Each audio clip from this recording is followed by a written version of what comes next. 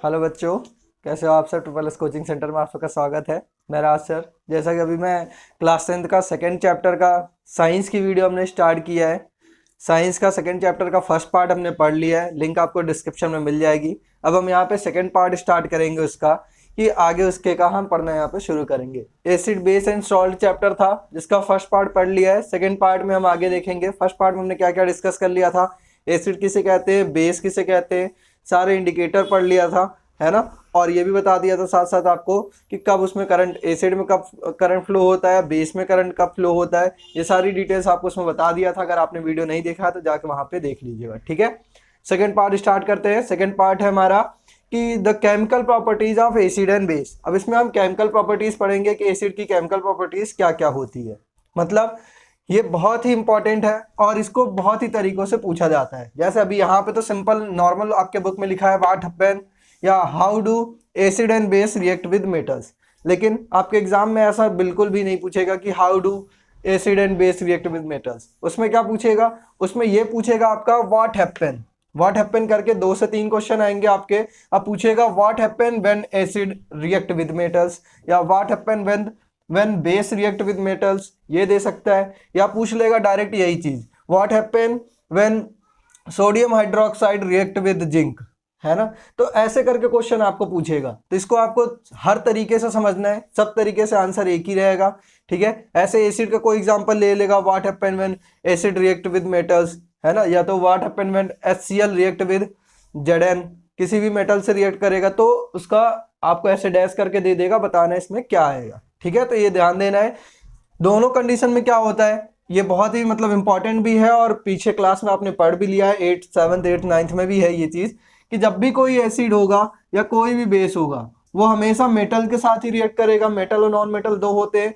Non metal के साथ generally react नहीं करते क्योंकि नॉन मेटल में आपके लकड़ी वगैरह है, इनके साथ कोई रिएक्शन नहीं होता। लेकिन एसिड जब मेटल के साथ रिएक्ट करता है या कोई बेस है वो मेटल के साथ रिएक्ट करता है तो हमेशा क्या बनता है, एक तो आपका सॉल्ट बनेगा और दूसरा आपका हाइड्रोजन गैस निकलेगा। ये इंपॉर्टेंट है, ये पॉप साउंड करके हाइड्रोजन गैस निकलती है। क्लास 8th में भी है, क्लास 9th में ही है, ठीक है। तो याद रखना, जब भी कोई भी एसिड या बेस है वो मेटल के साथ रिएक्ट करेगा तो हमेशा क्या निकलेगा, सॉल्ट निकलेगा और हाइड्रोजन गैस निकलेगा, ठीक है। यहाँ एग्जांपल देखो आपको एक दिया है एसिड का, मैंने यहाँ लिखा नहीं है एसिड का, देखो यहाँ पे है कि अगर ये हमने टेस्ट ट्यूब ले लिया है, टेस्ट ट्यूब के अंदर H2SO4 डाल दिया है और इसमें छोटे से जिंक ग्रेनुअल डाल दिया है, जिंक के टुकड़े डाल दिया है, तो इससे जो गैस निकलेगी उसको जब हमने सोप सोल्यूशन से पास कराया तो इसमें बुलबुले निकलते हैं, ये बबल्स निकलते हैं। और हमने एक बर्निंग कैंडल को उसके पास लाते हैं तो वो क्या होता है, हो जाती है, जल जाती है, ठीक है। एक कैंडल को जब यहाँ लाते हैं तो वो ट्रेम्बल करने लगती है। तो इसका मतलब क्या है कि यहाँ से जो गैस निकल रही है कौन सी गैस है, हाइड्रोजन गैस है, ठीक है। तो इसका रिएक्शन देखो, acid with metals, salt and hydrogen gas. तो एसिड क्या था, H2SO4, इसको जब हमने रिएक्ट कराया किससे, Zn के साथ, तो क्या बन गया हमारा, ZnSO4 बन गया प्लस हाइड्रोजन गैस बाहर निकल गई, ठीक है। मैंने ये चीज बताया था आपको कि ये सिंबल क्या इंडिकेट करता है कि गैस को ऊपर निकलना। चैप्टर 1 में पढ़ाते समय मैंने आपको सारी सिंबल्स को समझाया था, ठीक है। दूसरा देखो बेस है ये NaOH। जब NaOH सोडियम हाइड्रोक्साइड को हमने जिंक के साथ रिएक्ट कराया तो क्या बन गया, सोडियम जिंकेट बन गया। एक चीज और बता दें आपको कि फॉर्मूले जरूर याद करते चलिए, सारे इंपॉर्टेंट फॉर्मूलों को आप मार्क करके किसी एक पेज में लिख लीजिएगा क्योंकि ये फॉर्मूले बहुत ही काम आएंगे आपके, ठीक है। तो NaOH बेस था, जब बेस को हमने मेटल के साथ रिएक्ट कराया तो सोडियम जिंकेट बना और प्लस हाइड्रोजन गैस बाहर निकली, ठीक है। इस तरीके से कोई भी एसिड हो या कोई भी बेस हो जब भी मेटल के साथ रिएक्ट करेगा, तो अगर सिंपल सा आपके पेपर में इतना ही दे रहा है कि what happened when acid and base react with metals, तो केवल आपको ये लाइन लिखना है, ये रिएक्शन लिखना है, ठीक है। इस रिएक्शन से आपका काम हो जाएगा कि acid plus metals applied at salt plus hydrogen. लेकिन अगर आपको एग्जांपल पूछ लेता है या तो कैसे घुमा के पूछेगा, तो हमेशा याद रखना ये सारे मेटल है हमारे, है ना। तो मेटल याद रखना का, कोई भी एसिड हो कोई भी बेस हो अगर मेटल के साथ रिएक्ट करेगा तो हमेशा उसका सॉल्ट निकलेगा और हाइड्रोजन गैस बाहर निकलेगी, ठीक है। दूसरा आता है how do metal carbonates and metal hydrogen carbonates react with acid. अब देखो एसिड एसिड ही सब जगह आ रहा है, एसिड का आ रहा है इसमें, तो एसिड ही जनरली रिएक्ट करते हैं, बेस बहुत कम ही रिएक्ट करते हैं सब चीज के साथ। तो देखो यहाँ पे क्या हो रहा है कि मेटल कार्बोनेट, कार्बोनेट मतलब क्या है, CO3, ठीक है। और हाइड्रोजन कार्बोनेट मतलब क्या है, HCO3, ठीक है। ये H आ गया तो हाइड्रोजन कार्बोनेट, और कार्बोनेट है तो CO3। ठीक है, तो क्या होगा जब एसिड को हम मेटल कार्बोनेट के साथ रिएक्ट कराएं और मेटल हाइड्रोजन कार्बोनेट के साथ। ठीक है, तो देखो हमने क्या किया है कि जब भी रिएक्शन पूछेगा तो सिंपल से यही लिखना है, मेटल कार्बोनेट या मेटल हाइड्रोजन कार्बोनेट जब एसिड के साथ रिएक्ट कराएगा तो हमेशा सॉल्ट निकलेगा, CO2 ये इंपॉर्टेंट है, कार्बन डाइऑक्साइड गैस निकलेगी। ठीक है, और उसके साथ साथ हमारा वाटर निकलेगा, ये तीन चीज हमेशा ही निकलेगा। अब देखो इसका रिएक्शन क्या कराया हमने कि सोडियम कार्बोनेट, देखो मेटल कार्बोनेट है ये, मेटल सोडियम मेटल और कार्बोनेट, जब मेटल कार्बोनेट को हमने HCl एसिड के साथ रिएक्ट कराया तो क्या निकला हमारा NaCl, और NaCl जो कि सॉल्ट है, H2O जो कि हमारा वाटर है, और CO2 गैस निकली। ठीक है, दूसरी चीज जब NaHCO3 को हमने NaCO3 sodium hydrogen carbonate, sodium hydrogen carbonate मतलब मेटल हाइड्रोजन कार्बोनेट, तो ये हमारा मेटल है, ये हाइड्रोजन है, ये कार्बोनेट है। तो जब मेटल हाइड्रोजन कार्बोनेट को हमने HCl के साथ रिएक्ट कराया तो हमारे पास क्या बना, सॉल्ट बना, वाटर बना और कार्बन डाइऑक्साइड गैस बना। ठीक है, एक चीज और ध्यान देना, अब यहाँ से भी ये इंपॉर्टेंट फार्मूला है, ये सोडियम हाइड्रोजन कार्बोनेट जो है इसी को हम कहते हैं बेकिंग सोडा। ये भी आपके आगे सेक्शन में आएगा तो यहाँ पे मैं आगे आपको पढ़ाऊंगा। ठीक है, इस तरीके से कोई भी मेटल हो, मेटल कार्बोनेट हो या मेटल हाइड्रोजन कार्बोनेट हो, जब एसिड के साथ रिएक्ट कराएगा तो क्या बनाएगा आपका, हमेशा ही सॉल्ट, कार्बन डाइऑक्साइड और वाटर फॉर्म करेगा। ठीक है, अब इसके आगे हम तीसरा देखते हैं, नेक्स्ट वाला देखते हैं।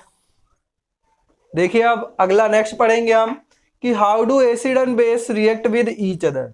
तो ये भी हमारा पिछले क्लास का ही है सारा कुछ, कि जब एसिड और कोई भी एसिड और बेस को आपस में रिएक्ट कराते हैं तो वो क्या बन जाता है, हमारा न्यूट्रल हो जाता है, और उसको हम क्या कहते हैं, न्यूट्रलाइज रिएक्शन कहते हैं। ठीक है, जैसे एसिड एंड बेस, अगर इसका रिएक्शन पूछे तो क्या लिखोगे आप, एसिड और बेस आपस में रिएक्ट करके क्या बनाते हैं, सॉल्ट एंड वाटर बनाते हैं। ठीक है, देखो HCl है, NaOH है, ये एसिड है, ये बेस है, दोनों आपस में रिएक्ट किए तो क्या बन गया, NaCl सॉल्ट बन गया और वाटर बन गया।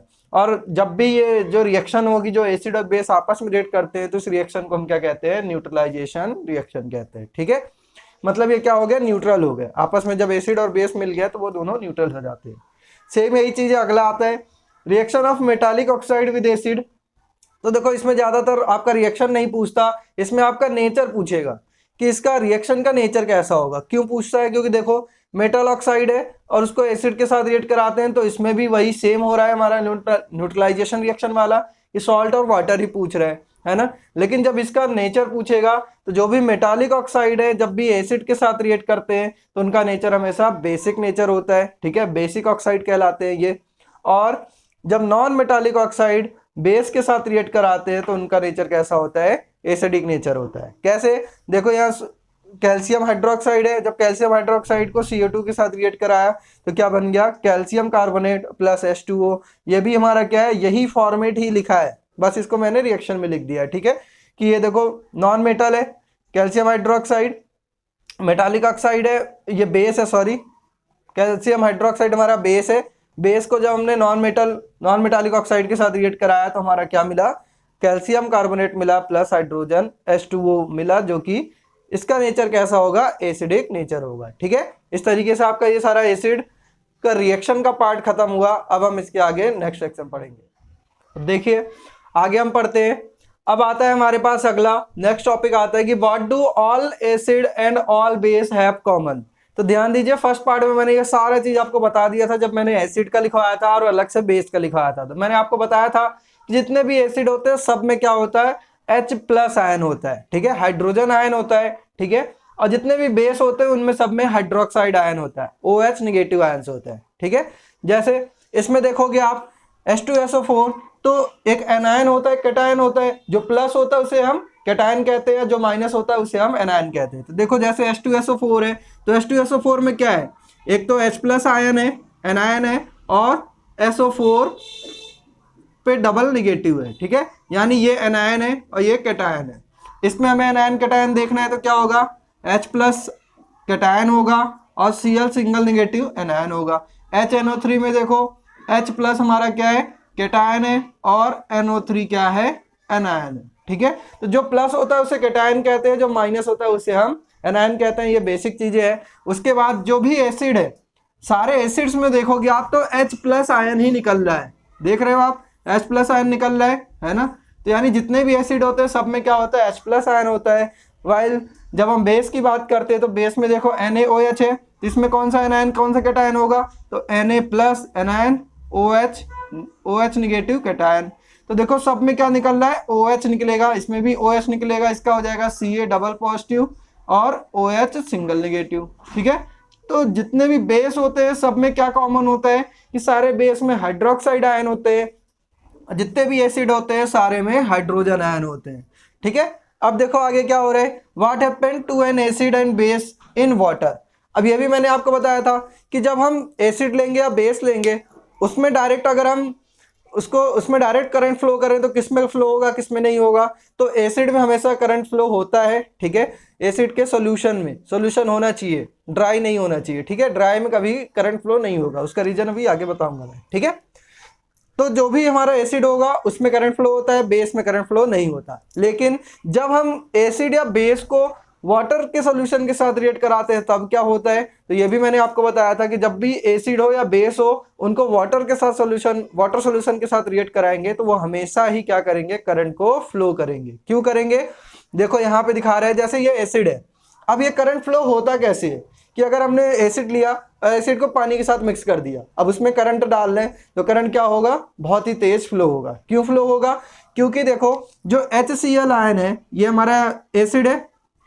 ठीक है, ये एसिड लिया हमने HCl, अब इसको वाटर के साथ जब रिएक्ट कराया तो देखो क्या बन गया, जो इसका H था वो टूट गया, HCl से H गायब हो गया, केवल C बचा, तो वो H किसके साथ रिएक्ट हो गया, H3O+ के साथ रिएक्ट हो गया। ठीक है, अब देखो होता क्या है कि H कभी भी सिंगल नहीं रह सकता है ना, तो H कभी भी सिंगल नहीं रह सकता। अगर हम यहाँ पे देखें HCl का रिएक्शन कराएं तो HCl के साथ क्या होगा, H अलग आएगा और Cl अलग आएगा, लेकिन हाइड्रोजन कभी सिंगल नहीं रह सकता।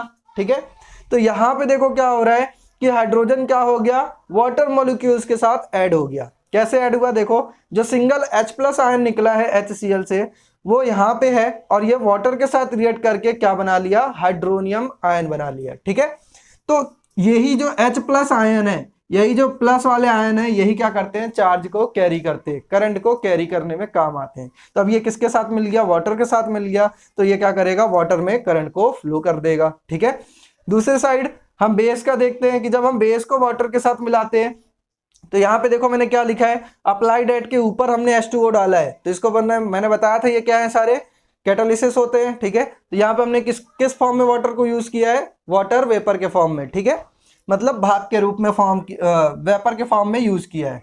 तो जब NaOH को हमने वाटर के साथ रिएक्ट कराया है तो क्या बना है हमारा, Na+ OH निगेटिव बना है। ठीक है, मतलब हाइड्रोक्साइड आयन। दूसरा KOH को जब हमने रिएक्ट कराया तो पोटेशियम अलग और OH अलग।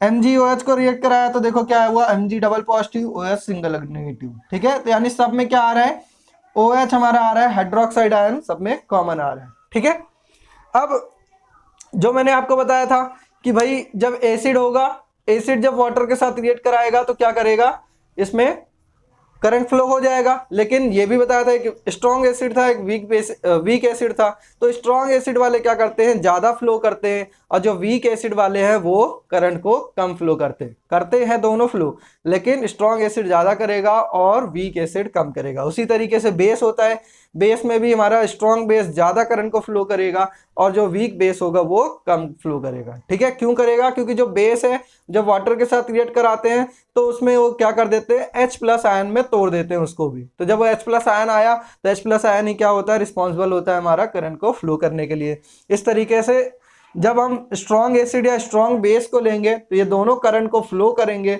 और जब ज़्यादा फ्लो करेंगे, और जब वीक एसिड और वीक बेस को लेंगे तो वो करंट को कम फ्लो करेंगे। ठीक है, वाटर के साथ जब रिएक्ट कराएंगे तभी होगा ये चीज़, विदाउट वाटर होगा तो करंट फ्लो नहीं होगा। ठीक है, अगर हमने केवल एसिड लिया, ड्राई एसिड लिया है या ड्राई बेस लिया है, ठीक है, तो इसमें करंट फ्लो हमारा नहीं होगा। ठीक है, तो ये चीज़ ध्यान देना आप। इसके बाद आता है हमारा एक अगला टॉपिक कि mixing acid and base into water. जब हमने एसिड और बेस हमारे पास है उसको हमें वाटर में ऐड करना है तो हम कैसे करेंगे, क्या चीज़ करनी चाहिए क्या नहीं करनी चाहिए, दोनों ध्यान देना आप। हमें हमेशा क्या करना चाहिए, ऐड एसिड और bases into water slowly. Acid या बेस को हमें धीरे धीरे मिलाना चाहिए पानी में, कभी भी ये नहीं करना चाहिए कि never add water into concentrated acid और bases because it is highly exothermic reaction and cause burns. ठीक है, कभी भी वाटर को एसिड में नहीं डालना चाहिए। ठीक है, क्योंकि अगर नॉर्मल एसिड होगा, डाइल्यूट एसिड है, तब तो काम सही है कि आपको कुछ दिक्कत नहीं होगी। लेकिन अगर कंसंट्रेटेड एसिड हो गया, जैसे H2SO4, नाइट्रिक एसिड हो गया, अगर उसमें आपने पानी डाल दिया तो वो क्या होगा, बहुत ही एक्सोथर्मिक रिएक्शन होता है, बहुत तेज हीट निकलेगा। हो सकता है जिस चीज़ में आपने रखा है वो ब्लास्ट हो जाए और आपको चोट लग जाए। ठीक है, तो इसलिए ध्यान देना, हमेशा पानी में एसिड या बेस को ऐड करना, वो भी धीरे धीरे, ये नहीं कि बोतल खोला पूरा डाल दिया, तो उसमें फिर क्या होगा, एक्सोथर्मिक रिएक्शन होगा और ब्लास्ट हो जाएगा। ठीक है, तो इसलिए धीरे धीरे एसिड को मिक्स करना वाटर के साथ, कभी भी वाटर को एसिड में मत डालना। ठीक है, अब इसका रिजल्ट क्या होता है कि अगर हमने क्या किया है कि हमारे पास एसिड या बेस है, अब उसको हमने पानी में डाल दिया है, तो उससे रिजल्ट क्या आता है। जैसे आप देखो, सीरा देखे हो, रसगुल्ले का सीरा है ना, गाढ़ा होता है ना, उसमें अगर पानी मिला दो क्या होगा, वो हल्का हो जाएगा, पतला हो जाएगा। तो यही चीज़ सेम होता है इनके साथ कि अगर कंसंट्रेट एसिड है, कंसंट्रेट एसिड मतलब बहुत ही गाढ़ा है, तो अगर उसको हमने पानी में मिला दिया तो वो क्या हो गया, डाइल्यूट हो गया। तो यही होता है रिजल्ट में कि जो कंसंट्रेशन है, जो एसिड होगा तो उसमें H+ आयन कंसंट्रेशन होगा, और बेस होगा तो OH होगा। तो इनकी जो कंसंट्रेशन है ये क्या होती है, हमेशा घट जाती है। Concentration always decrease. इसका मतलब क्या है, द सोल्यूशन बिकम्स डाइल्यूट। तो जो सोल्यूशन है वो धीरे धीरे क्या बन जाते हैं, डाइल्यूट बन जाते हैं। ठीक है, तो इस तरीके से आपका ये वाला पार्ट खत्म हुआ हमारा, एसिड बेस कैसे रिएक्ट करते हैं। ठीक है, कौन सा एसिड करेगा, कौन सा नहीं करेगा, कौन सा ज़्यादा करेगा, कौन सा कम बनेगा। इससे रिलेटेड जो आपका एक्स्ट्रा क्वेश्चन है वो मैं जब वीडियो खत्म होगी, यानी जो लास्ट चैप्टर जब हमारा खत्म होगा, तो उसके बाद मैं कुछ एक्स्ट्रा क्वेश्चन जो है वो ऐड कर दूंगा। एक्स्ट्रा क्वेश्चन जैसे कि जो ड्राई HCl है या सूखी जो हमारे एसिड या बेस है वो करंट को कैरी नहीं करते, जबकि हमारे जो वाटर के साथ उनको जब हम कराते हैं तो वो तुरंत कंडक्ट कर लेते हैं। तो ऐसे करके बहुत सारे क्वेश्चन है जो मैं एक्स्ट्रा आपको लास्ट में समझा दूंगा। ठीक है, इसके आगे हम देखते हैं अपना नेक्स्ट वाला, आगे देखते हैं हम हाउ स्ट्रॉन्ग एसिड और बेस सॉल्यूशन। कि अभी हम बार बार पढ़ रहे हैं स्ट्रॉन्ग एसिड, स्ट्रॉन्ग बेस या वीक एसिड, वीक बेस, तो हमें पता कैसे चलेगा कि कैसे कौन सी चीज़ ज़्यादा स्ट्रॉन्ग है, या स्ट्रॉन्ग एसिड होता क्या है, बेस स्ट्रॉन्ग बेस होता क्या है, वीक एसिड क्या होता है, वीक बेस क्या होता है। ठीक है, तो इनको पता करने के लिए हमारे पास एक स्केल होता है जिसे हम pH स्केल कहते हैं। ठीक है, अब ये pH का मतलब क्या है पहले देख लो। यहाँ पे P का मतलब होता है पोटेंज, जर्मन भाषा में इसको पोटेंज कहते हैं, जिसका मतलब होता है पावर। किसकी पावर, H की। यानी किसी भी चीज में हम H की पावर देखते हैं। H की पावर मतलब H+ आयन की। ठीक है, जो हाइड्रोजन आयन था उसकी हम पावर देखते हैं कि कितना ज्यादा पावर है। जिसके अंदर पावर ज्यादा होगा, मतलब जिसके अंदर ज्यादा हाइड्रोजन आयन होगा, वो हमारा क्या होगा, उसका वो ज्यादा एसिडिक होगा। और अगर pH कम है तो वो हमारा क्या होगा, लेस एसिडिक होगा। ठीक है, यानी कि बेसिक हो जाएगा। तो यही चीज हमें देखना है यहाँ पे कि देखो ये pH स्केल है जिसमें 0 से लेके 14 तक के नंबर लिखे होते हैं, जिसमें बीच में होता है 7। तो जो 7 है, यही 7 क्या करता है, 2 को डिवाइड करता है। अब इधर के अलग हो गए, उधर के अलग हो गए, तो जो 7 से कम है उनको हम कहते हैं एसिड। ठीक है, और जो 7 से ज्यादा है नंबर, उनको हम क्या कहते हैं, बेसिक। अगर यहाँ 8 हो, अब अगला 8 आएगा, 8, 9, 10, 11, 12, 13, लास्ट में 14। किसी भी सब्सटेंस, कोई भी सोल्यूशन है जिसका pH अगर 12 आ रहा है तो वो क्या कहलाएगा, हमारा बेसिक सोल्यूशन कहलाएगा। ठीक है, कोई भी सब्सटेंस है जिसका pH हमारा 5 आ रहा है तो वो क्या कहलाएगा, हमारा एसिडिक सोल्यूशन कहलाएगा। ठीक है, तो इस तरीके से हम बोलते हैं, अगर हमें pH दिया है किसी चीज का तो हम बता सकते हैं कि हमारा एसिड है या बेस है। या अब दूसरे साइड से देखो, फिर आता है बीच में एक चीज और कि भाई ठीक है, 7 से कम होगा तो एसिड होगा, 7 से ज्यादा होगा तो बेस होगा। अगर 7 हुआ तब क्या होगा, अगर 7 हुआ तब होगा हमारा न्यूट्रल, ना तो एसिड होगा ना ही बेस होगा। ठीक है, तो हमेशा 7 हमारा जब भी 7 पे आएगा तो वो क्या होगा, न्यूट्रल। या न्यूट्रल का pH वैल्यू पूछे कि न्यूट्रल सोल्यूशन का pH वैल्यू क्या है, वो हमेशा क्या होगा, 7 होगा। ठीक है, अब देखो जैसे जैसे हम यहाँ बढ़ते हैं, ये लाइन ध्यान देना कि जब हम 7 से इधर 0 की ओर बढ़ते हैं तो कंसंट्रेशन हाइड्रोजन आयन की बढ़ती है। ठीक है, मतलब जैसे जैसे हम इधर जाएंगे वो क्या होते जाएंगे, मोर एसिडिक होते चले जाएंगे। जो 6 वाला होगा वो एसिडिक होगा, लेकिन जो 5 वाला होगा वो 6 वाले से ज़्यादा एसिडिक होगा।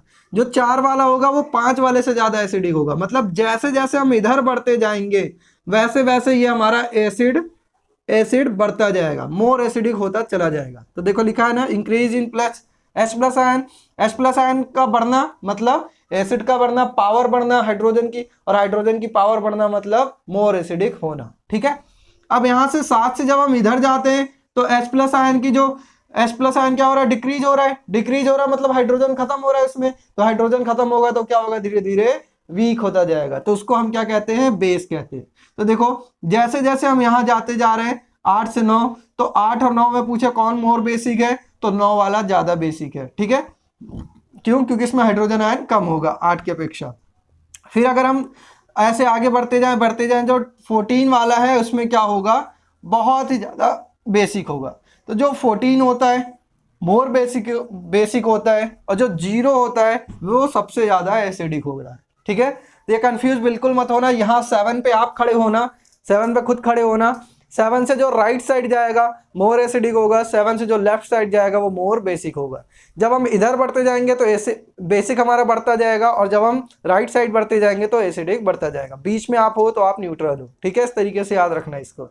फिर आता है हमारा इंपॉर्टेंस। इंपॉर्टेंस देखते हैं पीएच वैल्यू की। अब देखो यहाँ पे कुछ कुछ के मैंने पीएच वैल्यू आपको दे भी दिया है, क्योंकि बहुत पूछता है, ये आपके भी दिमाग में आ रहा होगा कि कौन सा सब्सटेंस है जिसका सबसे ज्यादा एसिडिक है, कौन सा सब्सटेंस है जो सबसे ज्यादा बेसिक है, कौन सबसे ज्यादा एसिडिक है, या कौन से न्यूट्रल आते हैं। तो देखो यहाँ कुछ कुछ को मैंने दे दिया है, जैसे प्योर वाटर है और ब्लड है हमारे अंदर। प्योर वाटर कहते हैं ना, शुद्ध पानी पीते हैं। तो प्योर वाटर का मतलब क्या है, जो हम पानी पीते हैं। ठीक है, नॉर्मल जो पानी पीते हैं, नल से आया वो पिया, वो हमारा प्योर वाटर कहलाता है, कहते हैं शुद्ध पानी पी रहे हैं। जबकि वो प्योर वाटर है, डिस्टिल वाटर नहीं है। डिस्टिल वाटर अलग होता है, प्योर वाटर अलग है। ठीक है, तो प्योर वाटर को हम टैप वाटर भी कह सकते हैं। तो जो पीएच होता है वो प्योर वाटर और ब्लड का सेम होता है, 7.4 होता है। इसको याद रखना, पीएच बहुत पूछता है। डिस्टिल वाटर जो होगा उसका पीएच हमेशा क्या होगा, 7 होगा, न्यूट्रल होगा। क्यों होगा, इसका रीजन क्या होता है कि जो टैप वाटर और पीएच वाटर है इसमें बहुत ढेर सारे हमारे क्या होते हैं, मिनरल्स पाए जाते हैं, जिसकी वजह से उनका जो नेचर है वो थोड़ा सा बेसिक हो जाता है। ठीक है, तो उनका पीएच वैल्यू हमेशा बढ़ जाता है। जबकि पानी न्यूट्रल मतलब जिसका कोई स्वाद ना हो, ना एसिड हो ना बेस हो। तो आप पानी पीते हो उसमें कोई स्वाद होता है, नहीं होता है ना। लेकिन अगर एक पानी ले लो जो खारा पानी आता है, खारा पानी पियोगे तो क्या होगा, नमकीन लगेगा, है ना, थोड़ा अजीब लगता है। तो जो प्योर वाटर होता है और ब्लड होता है उनका पीएच हमेशा 7.4 होता है। डिस्टिल वाटर का पीएच हमेशा 7 होता है। डिस्टिल वाटर जिसके अंदर कोई भी मिनरल्स वगैरह ना हो, एकदम सादा पानी। जो सबसे ज्यादा ऐसे बेसिक होता है वो होता है हमारा NaOH, जिसका पीएच वैल्यू 14 है। और जो लेमन जूस है, लेमन जूस का पीएच वैल्यू 2.2 है। ऐसे और भी हैं जिनको मैं लास्ट में चैप्टर क्लास में, जब मैंने बताया था आपको कुछ एक्स्ट्रा क्वेश्चन कराऊंगा, इंपॉर्टेंट फैक्ट कराऊंगा, तब मैं वहां पे आपको इसको और भी ढेर सारे का लिखवा दूंगा कि किसका 0 होता है, और भी बहुत सारी चीजें, टमाटर जूस में कितना होता है, बहुत सारी चीजें हैं जिनका पीएच वैल्यू आपको लास्ट में लिखवाऊंगा। ठीक है, इसके बाद लास्ट में आता है हमारा importance of pH in everyday life, कि हमारे एवरीडे लाइफ में पीएच का क्या क्या इंपॉर्टेंस है। तो देखो सबसे पहले जो भी एनिमल्स है और प्लांट्स है, हम सब भी एनिमल्स हैं, हमारा पीएच हमेशा 7 से 7.8 के बीच ही वेरी करता है। इससे आगे और पीछे हम पीएच वैल्यू में सरवाइव नहीं कर पाएंगे। अगर हमारा पीएच वैल्यू 7 या 7.8 से बहुत ज्यादा आगे या बहुत ज्यादा पीछे हो गया तो हम जिंदा नहीं रह सकते। ठीक है, दूसरा आता है पीएच ऑफ रेन। अगर जो बारिश हो रही है, बारिश का जो पीएच है वो 5.6 से ज्यादा हो गया, तो 5.6 से कम हो गया, तो उस बारिश को हम क्या कहते हैं, एसिड रेन कहते हैं। ठीक है, एसिड रेन पढ़ाया था, क्या होता है एसिड रेन, जब सल्फाइड और नाइट्राइट और ऑक्सीजन के साथ, वाटर वेपर के साथ कंडक्ट करते हैं, तो फिर ऑक्सीजन जो हमारा रेन होता है, रेन के साथ वो नीचे बरसते हैं, तो उसको क्या कहते हैं, हम एसिड रेन कहते हैं। तो उसमें क्या होता है, जो पीएच है उसका रेन का वो 5.6 से कम हो जाता है। ठीक है, इसके बाद आता है pH of soil in our backyard. अगर आपके घर में कोई आंगन वगैरह है, बैकयार्ड है, पीछे फालतू एरिया है, खाली है, जहां पे आप क्या कर रहे हो, पौधे वगैरह बो रहे हो, तो अभी मैंने पढ़ाया कि प्लांट्स और एनिमल्स के लिए एक स्पेसिफिक पीएच चाहिए हमें। लेकिन अगर आपके पीएच का जो सॉइल है, सॉइल का पीएच डिस्टर्ब हो गया, तो क्या वो प्लांट ग्रो कर पाएगा, नहीं कर पाएगा ना। इस तरीके से जो पीएच का इंपॉर्टेंस है हमारे बैकयार्ड में भी बहुत ही जरूरी है। इसको हम कैसे मेंटेन करते हैं, मैन्योर फर्टिलाइजर वगैरह मिला के हम इसको मेंटेन कर लेते हैं। ठीक है, फिर आता है pH in our digestive system. ये इंपॉर्टेंट है। कभी कभी आप सोते हो, खाना खा के सो गए, तुरंत सुबह उठे तो कह रहे हैं कच्ची डकार आ रही है ना, उल्टी जैसा मन हो रहा है। तो कच्ची कच्ची डकार, बहुत अजीब सा लगता है ना। तो वो सारा क्या है, हमारा जो हमारा पेट है, हमारे पेट के अंदर HCl पाया जाता है। जब आपको बायो का सेक्शन पढ़ाऊंगा तो उसमें बहुत अच्छे से डिटेल से समझाऊंगा। तो जो HCl है वो एक फिक्स अमाउंट में पाया जाता है, मतलब नॉर्मल, वो हमारे पेट को नुकसान नहीं करता। लेकिन जब हम कुछ ऐसा खा लेते हैं, हमारा फूड डाइजेस्ट नहीं हो पाता ढंग से, तो वो एसिड की मात्रा उसमें बढ़ जाती है। ठीक है, तो जब एसिड बढ़ता है तो क्या हो जाता है, हमें मोर एसिडिक हो जाता है। तो यानी कि जो उसका pH वैल्यू है वो 7 से कम हो जाता है। तब उसको हम रिलीफ करने के लिए क्या करते हैं, एंटा एसिड खाते हैं। एंटा एसिड मतलब जैसे मिल्क ऑफ मैग्नीशियम हुआ, सोडा पीते हैं, सोडा पानी पीते हैं, या इनो पीते हैं। ये सारी चीज़ें क्या है, बेस है। पेट में एसिड है, हमने क्या पिया, बेस पिया, तो वो न्यूट्रलाइज कर देते हैं। इस तरीके से pH हमारे डाइजेस्टिव सिस्टम में भी बहुत हेल्प करता है। फिर आता है pH चेंज काज टूथ डीके। कभी कभी दांत पीला पड़ जाता है, दांत खराब हो जाता है ना, तो वो किसकी वजह से है, pH की वजह से ही होता है। pH अगर हमारे दांत का चेंज हुआ, सलाइवा का हमारे pH अगर चेंज हो गया, तब हमारे मुंह में क्या होता है, रात में हम खाना खाए, खाना खा के सो गए, तो उसमें बैक्टीरिया होते हैं जो चिपक जाते हैं, और वो दांत के जो सलाइवा को मिक्स नहीं होने देते और उसके pH को चेंज कर देते हैं। तो जब pH चेंज हो जाएगा हमारे दांत का, तभी हमारा दांत खराब होता है और पीलापन पड़ता है। ठीक है, फिर इसके बाद आता है self depends by animal and plants. अगर pH ही हमारे क्या करता है, एवरीडे लाइफ में ही डिपेंड करता है, जो सेल्फ डिफेंस हम करते हैं अपना एनिमल्स और प्लांट से। एनिमल्स में क्या आता है, जैसे कभी आप गए और आपको किसी मधुमक्खी ने काट लिया, किसी बी ने काट लिया, मधुमक्खी ने काट लिया, तो आप क्या करते हो, रगड़ते हो, फटाफट उसकी स्ट्रिंग निकालते हो और जाके वहाँ पे क्या रगड़ते हो, कहीं आम का अचार हुआ, लोहा हुआ, बहुत सारी चीज़ें गाँव वगैरह में बहुत सारी चीज़ें तकनीक यूज़ करते हैं। ठीक है, तो उससे क्या होता है कि जो एंटासिड, जो हमने काटा है, बी ने काटा है मुझे या एंट ने काटा है, वो क्या छोड़ती है, एसिड छोड़ती है, जिसको हम क्या कहते हैं, फॉर्मिक एसिड कहते हैं। ठीक है, तो वो फॉर्मिक एसिड छोड़ती है, तो वो एसिड है, उसको हमें क्या करना है, न्यूट्रल करना है, तो हम क्या लगाएंगे, उस पर बेस लगाएंगे। ठीक है, तो इसलिए हम उस पर बेस लगाते हैं, जिसकी वजह से वो न्यूट्रल हो जाता है। दूसरे साइड आता है प्लांट। तो कभी आप अगर जंगल में जाओ तो एक नेटल प्लांट होता है, कांटेदार प्लांट होता है, अगर वो आपको गलती से चुभ गया तो उसमें से भी क्या होता है, एसिड रिलीज होता है, और वो आपको क्या करेगा, बहुत ही दर्द होगा। फिर उसके लिए याद रखना, कभी भी आप नेटल प्लांट से अगर आपको काटता है तो नेटल प्लांट के जस्ट बगल में ही डॉग प्लांट होता है। ठीक है, ये नेचर का ही रूल है कि अगर नेटल प्लांट कहीं पे है तो वहां पे डॉग प्लांट भी आपको मिल जाएगा। तो डॉग प्लांट क्या करता है, एंटा एसिड का काम करता है। तो जब आपको नेटल प्लांट लगा है तो आप क्या करो, डॉग प्लांट की पत्ती लो और उसको रगड़ दो वहां पे, तो वो क्या करेगा, बेस का काम करेगा, और एसिड और बेस आपस में मिलके न्यूट्रल हो जाएंगे। इस तरीके से ये पीएच जो है हमारे एवरीडे लाइफ में भी यूज होता है। ठीक है, तो इस पार्ट में, सेकेंड पार्ट में मैंने आपको सारा कंप्लीट करा दिया, केमिकल प्रॉपर्टीज कितने हैं, और उसके साथ साथ पीएच वैल्यू समझा दिया सारा कि पीएच का यूज क्या है, कब हमारा पीएच ज़्यादा होता है, कब कम होता है। ठीक है, तो इस तरीके से ये पार्ट आपका कंप्लीट हो गया है। इसको देख लीजिएगा, नोट कर लीजिएगा कॉपी में, और वीडियो अगर पसंद आ रही तो लाइक शेयर सब्सक्राइब कीजिए। ठीक है, ज़्यादा से ज़्यादा दोस्तों को दिखाइए अपने। बाकी इसके आगे का हम नेक्स्ट पार्ट में मिलेंगे, पार्ट 3 में। ठीक है, जय हिंद, जय भारत।